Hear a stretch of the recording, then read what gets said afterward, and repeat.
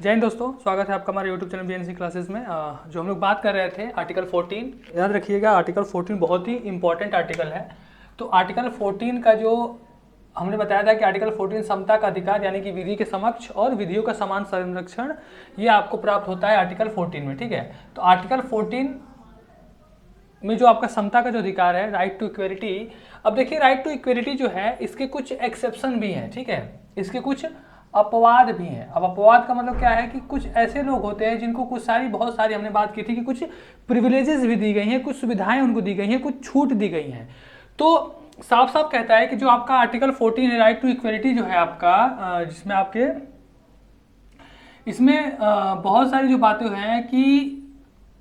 ये आपका एब्सोल्यूट नहीं है। ठीक है, यानी कि पूरी तरह से ये नहीं है। ठीक है, इसमें आपका कई ऐसे लोग होते हैं जिनको बहुत सारे प्रिविलेजेस दी गई हैं हमारे कॉन्स्टिट्यूशन संविधान के द्वारा। तो वही जो प्रिविलेजेस हैं, जो एक्सेप्शन हैं इक्वलिटी के, समानता के, उसके बारे में हम लोग बात करेंगे। तो पहला है आपका आर्टिकल 361। ठीक है, पहला है आर्टिकल 360, जो आर्टिकल 361 है, ये आपका एक्सेप्शन है इक्वलिटी का, समानता का। और आर्टिकल 361 जो है ये प्रेसिडेंट, ठीक है, देश के राष्ट्रपति और जो गवर्नर्स होते हैं, राज्यपाल,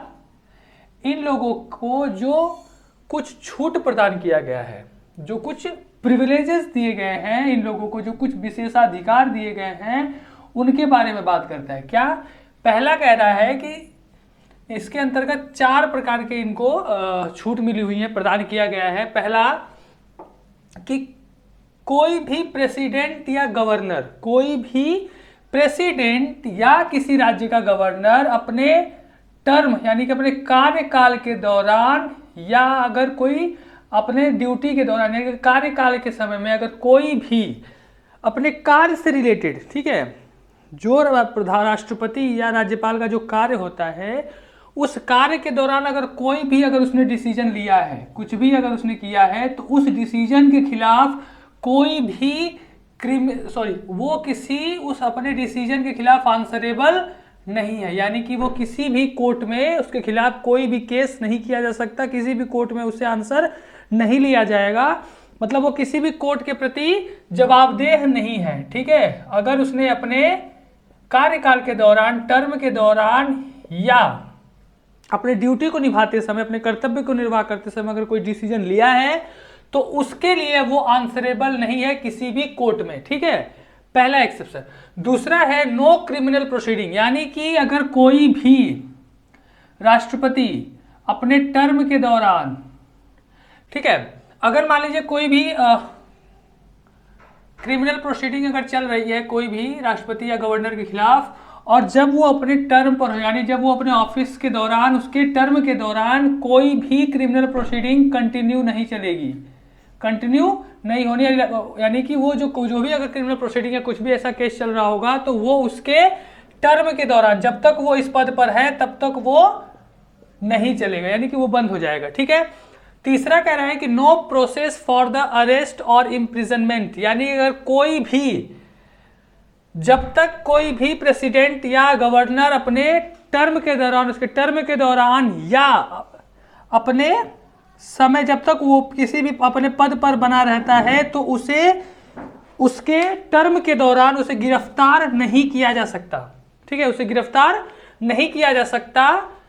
या उसे कोई भी सजा नहीं हो सकती। ठीक है, तीसरा है नो सिविल केस प्रोसीडिंग। ठीक है, ये तीसरा जो है इसको ध्यान से समझिएगा। अगर कोई भी, अभी तक क्या है, अभी तक जो भी कोई भी गवर्नर था, ऊपर वाले था कि no criminal proceeding, no not answerable to the any court. इसका साफ साफ मतलब था कि अगर वो अपने कर्तव्य के निर्वाह के दौरान अगर कोई डिसीजन लेता है, तो उसके ऊपर कोई भी क्रिमिनल या सिविल केस यानी कि फौजदारी या दीवानी कोई भी प्रकार के मामले नहीं दायर किए जा सकते। बट जो आपका डी है, ये इंपॉर्टेंट ये है कि अगर कोई भी कोई प्रेसिडेंट या गवर्नर अपने व्यक्तिगत दौरान, यानी अगर अपने इंडिविजुअल, अपने व्यक्तिगत अगर कोई काम करता है, ठीक है, अगर कोई व्यक्तिगत अगर कोई काम करता है, तो इसके खिलाफ कोई भी सिविल केस प्रोसीड नहीं किया जाएगा। ठीक है, ध्यान समझिएगा। अभी तक ऊपर के जितने भी थे वो राष्ट्रपति या गवर्नर के कार्यकाल के दौरान उनके द्वारा लिए गए किसी भी डिसीजन से रिलेट करते हुए अगर कोई डिसीजन है तो उसके खिलाफ वो किसी भी कोर्ट में आंसरेबल नहीं होंगे, कोई केस नहीं उनके खिलाफ नहीं चलेगी। बट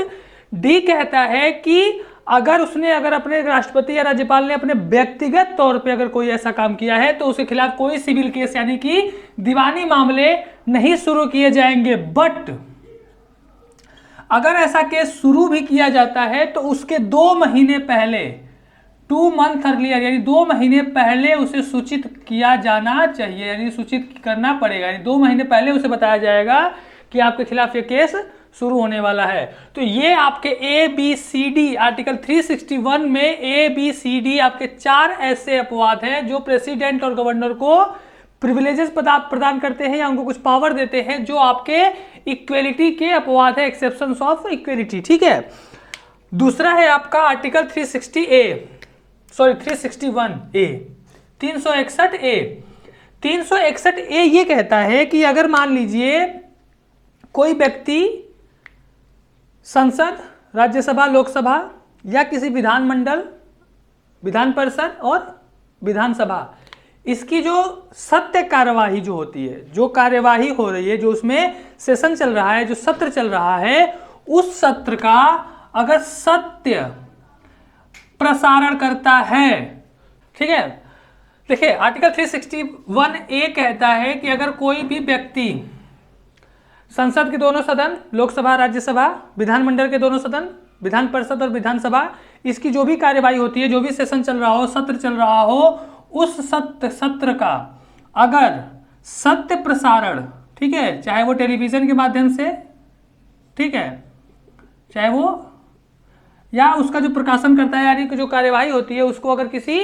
अगर उसको छापता है, प्रकाशित करता है, तो उसके खिलाफ किसी भी तरह का कोई भी दीवानी या फौजदारी मामला दायर नहीं किया जा सकता, यानी कोई भी सिविल या क्रिमिनल केस उसके खिलाफ प्रोसीड नहीं किया जा सकता। ठीक है, तो अगर मान लीजिए संसद भवन का कोई भी अगर सेशन चल रहा है, यानी कि अगर लोकसभा की कार्यकाल कोई कार्यवाही अगर चल रही है और उसको अगर मान लीजिए कि अगर आपने उसको लाइव दिखा दिया या कुछ भी ऐसा कर दिया तो आपके खिलाफ कोई भी केस दायर नहीं होगा उसके खिलाफ। ठीक है, जैसे कॉपीराइट ये सब जो मामले होते हैं ऐसे कुछ भी नहीं हो सकते, लेकिन याद रखिएगा सत्य, ठीक है, जो उसमें सेशन के दौरान जो चीजें चल रही हैं उसका सत्य अगर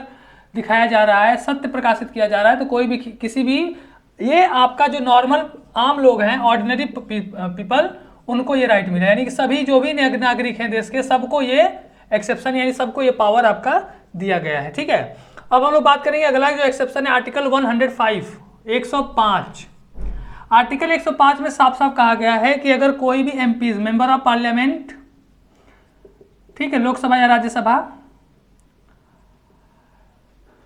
अगर कोई सांसद चाहे वो राज्यसभा का हो या लोकसभा का हो,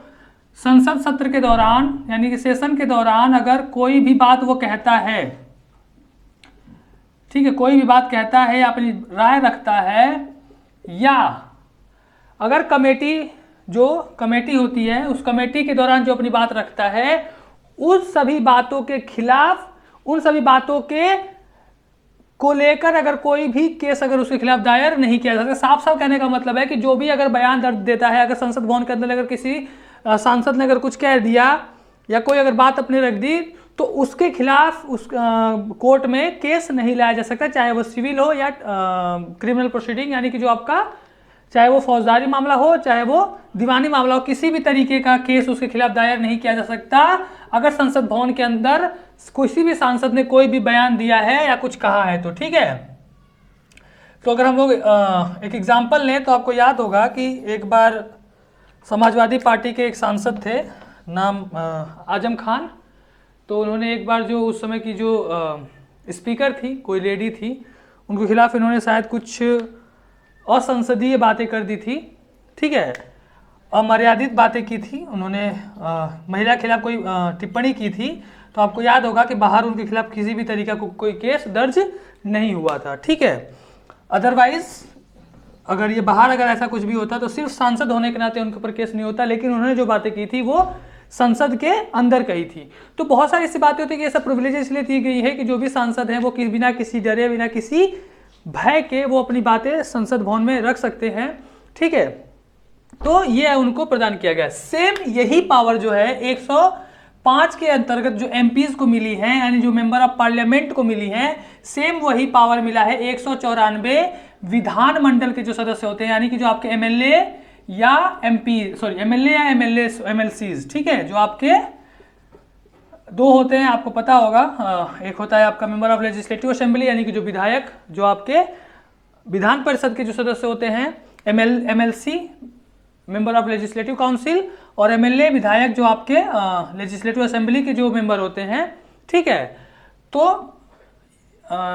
आपको पता होगा कि जो हमारा देश का जो संसद भवन है, संसद है, वो बाईकैमरल है, द्विसदनात्मक है, जिसमें लोकसभा, राज्यसभा और राज्यों को छूट प्रदान की गई है कि वो या तो वो बाईकैमरल भी हो सकते हैं और यूनिकैमरल भी, ठीक है। तो 6 या 7 ऐसे स्टेट हैं जहाँ पे बाईकैमरल द्विसदनात्मक है। उत्तर प्रदेश उनमें से एक है, उत्तर प्रदेश में 2 सदन है, ठीक है, विधान परिषद और विधान सभा। सेम जैसा लोकसभा और राज्यसभा का है, सेम वैसे ही विधानसभा और विधान परिषद का होता है। तो सेम वही पावर जो 105 के अंतर्गत जो एमपीज को मिली हुई है कि अपने द्वारा कहे गए किसी भी बयान जो वो संसद भवन के अंदर बोलते हैं, या अगर किसी कमेटी में अगर वो ऐसी बात रखते हैं तो उसके प्रति वो उनके खिलाफ कोई भी केस दायर नहीं किया जा सकता। सेम वही पावर विधायक, चाहे वो लेजिस्लेटिव असेंबली का मेंबर हो, चाहे वो लेजिस्लेटिव काउंसिल का मेंबर हो, उसको प्रदान किया गया है, ठीक है। अगला है आपका कि आर्टिकल 31C। आर्टिकल 31C ये जो है आपका, ये एक तरह से एक्सेप्शन है आर्टिकल 14 का। कहा गया है कि जहां पे आर्टिकल 31C आता है, आर्टिकल 31C, वहां पे आपका आर्टिकल 14 आउट हो जाता है, गायब हो जाता है, यानी काम नहीं करता है, ठीक है। तो ये जो बात है इसको हम कल डिस्क्राइब करेंगे